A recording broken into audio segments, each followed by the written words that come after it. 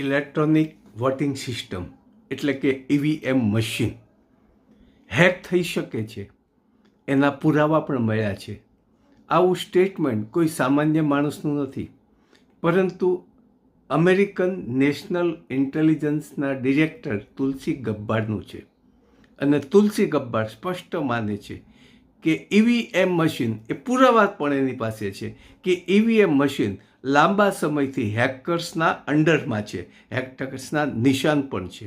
અને હેકર્સ એ મશીનમાં પડેલા મતોનું હેરફેર પણ કરી શકે છે.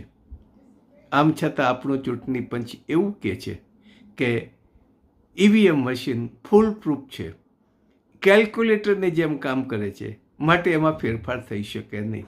ત્યારે મારો એટલો જ દાવો છે કે આપણું ટીવી અને રિમોટ જે ઇન્ટરનેટ સાથે જોડાયેલ નથી, છતાં પણ એ આપણે ચેનલ બદલી શકીએ છીએ.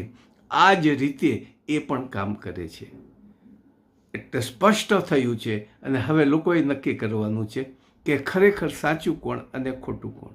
ફિર ભી મોદી સાહેબ કા ભારત મહાન. જય હિન્દ.